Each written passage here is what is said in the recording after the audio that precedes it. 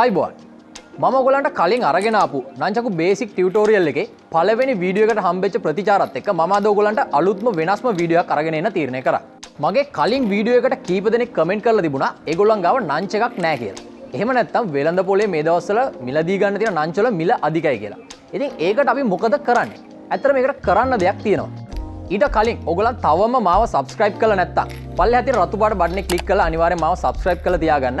ඒ වගේම අලුතෙන් වීඩියෝ එකක් දාපු ගම ඔයගලන් notification වලට ගෙන්න ගන්න ඕන නම් පල්ලෙහා තියෙන bell button එක ක්ලික් කරලා notification on කරලා තියාගන්න අමතක කරන්න එපා. එහෙනම් අපි ගිහින් බලමු අපිට නංචකුවක් නැති ප්‍රශ්නෙට අපි මොකද කරන්න කියලා.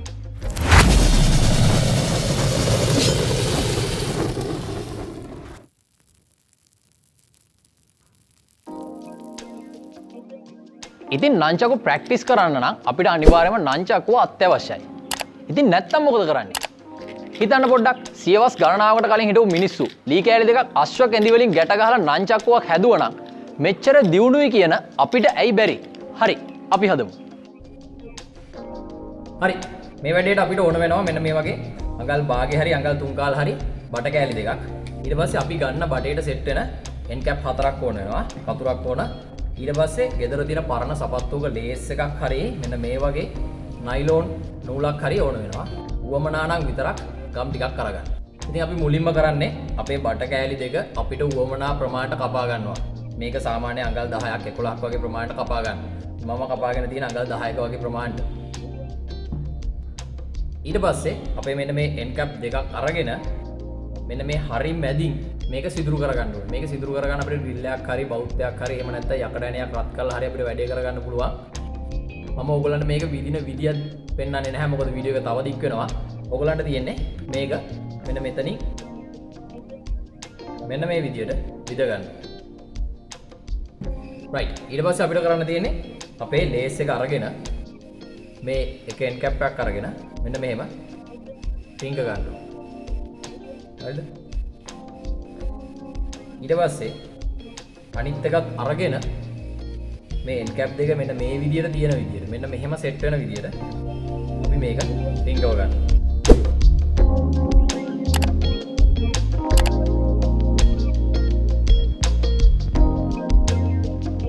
ඊට පස්සේ අපි මේ එක පැත්තකින් හොඳ ගැටයක් දාගන්න ඕන. මතක තියාගන්න මේ ගැටේ දානකොට ඕගොල්ලන් මේක දාන්න ඕන මෙන්න මේ සිදුරෙන් එළියට එන්නේ නැති වෙන්න.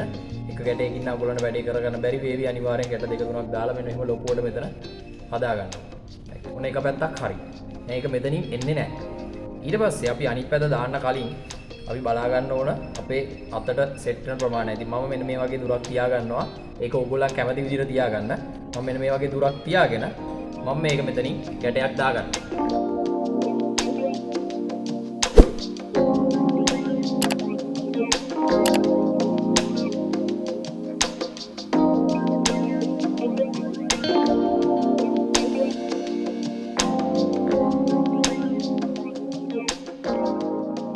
ඊට පස්සේ මෙන්න මේ වගේ වැඩිපුර දික් වෙලා තියෙන කොටස අපි මෙන්න මෙහෙම කපලා අයින් කරගන්නවා. right. ඔන්න දැන් අපි මේ කෑල්ල හදාගෙන ඉවරයි. මේ අපි හදාගත්තේ අපේ නංචාකුවේ මෙන්න මේ කොටස. හරිද? මෙන්න මේ කැරකෙන කොටස තමයි අපි මේ හදාගත්තේ. right. මෙතන එහාට කරන්න තියෙන දේ හරිම සිම්පල්. අපිට කරන්න තියෙන්නේ මේක හොඳට මෙහෙම මේ බටේට සෙට් කරගන්න එක. මේකේදී ඕගොල්ලන්ට මෙතන ගම් දාගන්න පුළුවන්. මම නම් ගම් පාවිච්චි කරන්නේ නැහැ මොකද මේක හොඳටම තද වෙනවා. right. මෙන්න මේ විදියට මම මේක මෙහෙම දාගන්න. දැන් ඔන්න මගේ නංච එක හරි. ඉතින් අනිත් end cap දෙක මම මේ පැත්තට ගහ ගන්නවා නැත්නම් මේ පැත්ත නිකන් තියෙන සිදුරු දෙකක්. ඒක නිසා මම මේ දෙකත් මේ පැත්තට මෙන්න මෙහෙම ගහ ගන්නවා. right. ඔන්න බලන්න අපේ නංචක්කුව දැන් හදලා ඉවරයි. ඇත්තටම රුපියල් 80ක් වගේ ගානකට නංචයක් හදන්න පුළුවන් ද ඇහුවෝ. ඔව් ඇත්තටම හදන්න පුළුවන්. මේ තියෙන රුපියල් 80ට හදාගත්ත නංච එක.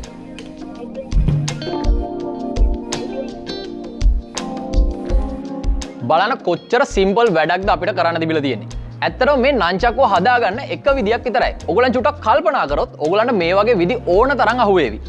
ඉතින් කවුරු හරි නංචක්ව ප්‍රැක්ටිස් කරන්න ආසාවේ එයාට නංච එකක් නැතුව හිටියනම් ඒක ඇත්තටම අපරාධයක්. ඉතින් මේ විදියට ඔයගොල්ලන්ට නංච එක හදාගන්න පුළුවන්. ඇත්තටම මේ නංච එකෙන් අපිට දෙයක් කරගන්න පුළුවන්. මේකේ සාමාන්‍යයෙන් අපිට ප්‍රැක්ටිස් කරගන්න පුළුවන්. ඉතින් නංච එක නැති කෙනෙක්ට මේ විදියට නංච එකක් හදාගෙන ඕගොල්ලන්ගේ ස්කිල්ස් ප්‍රැක්ටිස් කරගන්න පුළුවන්. හරි. දැන් ඉතින් අපේ නංචකු ප්‍රශ්නේ විසඳිලා ඉවරයි. දැන් අපි මොකද කරන්නේ? මෙන්න මෙතන උඩින් දැන් යනවා කාඩ් එකක්. ඒකෙන් ගිහින් ඔයගලන්ට බලා ගන්න පුළුවන් නංචකු බේසික් ටියුටෝරියල් එකේ පළවෙනි වීඩියෝ එක. ඉතින් මේ විදිහට ඔයගලන්ට ගිහිල්ලා මේ විදිහට නංචකක් හදාගෙන ඔයගලන්ට මේ ටියුටෝරියල් එකේ තියෙන බේසික් ටෙක්නික් 12ම ප්‍රැක්ටිස් කරගන්න පුළුවන්. ඉතින් අද වීඩියෝ එකේ මම ඔයගලන්ට අරගෙන ආවේ කොහොමද ලේසියම ගෙදරදීම ඔයගලගේ නංචක හදාගන්නේ කියලා. ඉතින් ඔයගලගේ අදහස අනිවාර්යෙන් පල්ලෙහාන් කමෙන්ට් කරන්න. ඒ වගේම වීඩියෝ එක හොඳයි කියලා ඔයගලන්ට හිතෙනවා නම් අනිවාර්යෙන් වීඩියෝ එක ෂෙයා කරන්න, ඒ වගේම ලයික් කරන්න අමතක කරන්න එපා. ඉතින් එහෙනම් මේ වගේම තවත් සුපිරිම වීඩියෝ එකකින් නැවත හමු වෙමු.